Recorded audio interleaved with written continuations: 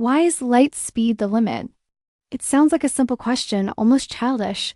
Why can't we just go faster? Cars get faster every year. Computers get faster. Rockets get faster.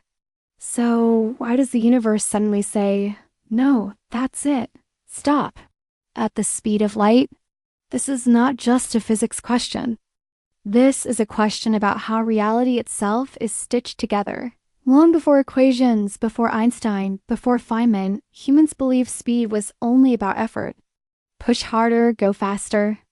If something didn't move fast enough, you just needed more power, a stronger horse, a bigger engine, a larger explosion.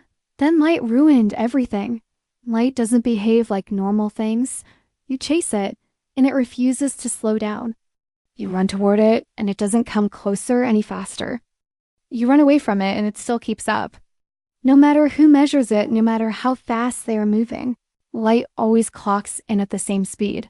That should not be possible.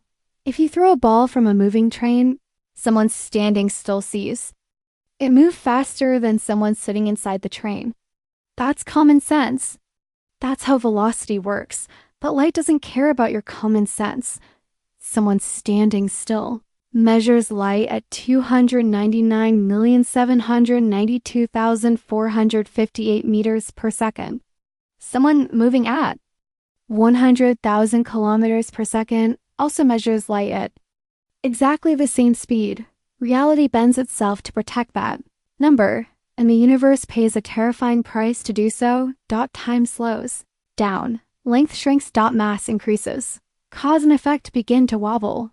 This is where most explanations stop. They throw equations at you, say time dilation, say length contraction, and move on. Richard Feynman didn't stop there. Feynman didn't just ask how it works.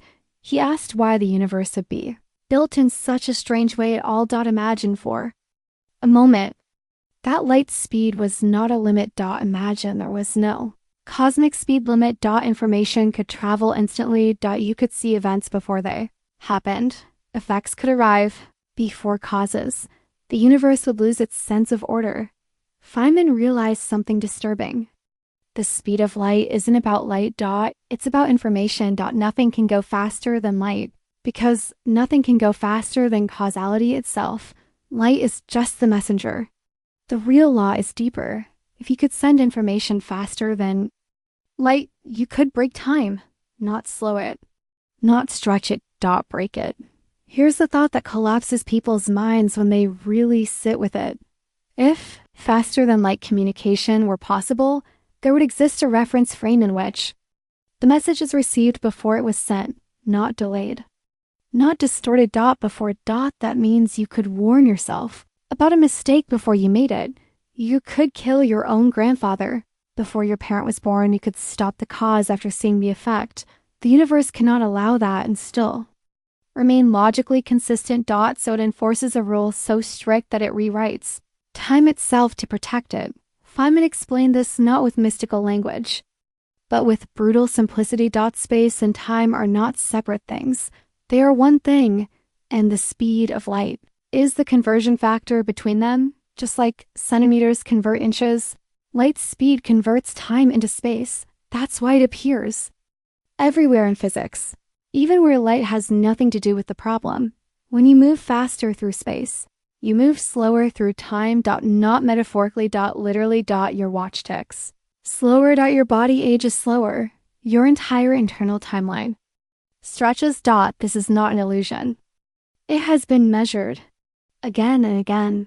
Particles and accelerators live longer when moving near light speed. GPS satellites have to correct for time dilation, or your phone would be wrong by kilometers. Reality is constantly adjusting itself so that light speed remains unbroken. But why that speed? Why not faster? Why not slower? Feynman's answer was unsettling because if it were different, atoms wouldn't exist. Chemistry would fail. Electrons would spiral into nuclei. The universe would collapse into radiation or freeze into nothing. Light speed is not an arbitrary number. It's the maximum speed at which cause can produce effect without tearing space-time apart. Think of space-time like a fabric under tension. pull too hard in one direction, and the fabric stretches, pull harder, and it resists. Pull beyond the limit. And it tears. Light speed is the tearing point. You don't notice it in daily life because you move so slowly compared to it. You are crawling across space-time like an ant on a highway. But near light speed, the resistance becomes infinite. Your mass increases. Your energy demand explodes. To reach light speed. You would need infinite energy, not a lot. Infinite. That's not a technological problem. That's a logical wall. Feynman loved to point out that nature is not malicious. It doesn't forbid things out of spite. It simply makes impossible things require impossible conditions. Light speed is one of those. And here's the part that really messes with your intuition. From the perspective of a photon. Time does not pass. At all. No aging. No waiting. Emission and absorption happen at the same moment. For light, the entire universe collapses into a flat, timeless experience. That alone should make you pause. If time stops at light speed, then going faster would mean going backward through time. That's not poetic language. That's mathematics. This is why every science fiction faster than light idea has to cheat. Warp drives bend space. Wormholes shortcut space-time. They don't move through space faster than light.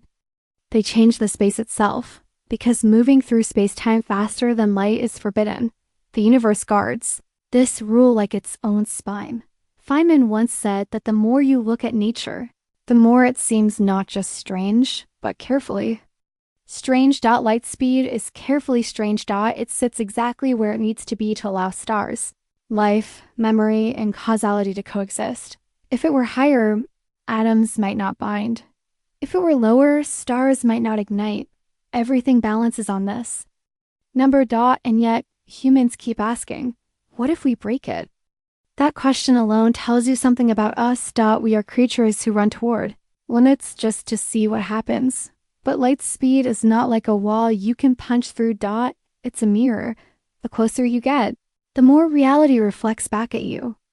In distorted ways. Time stretches. Space compresses. Energy explodes.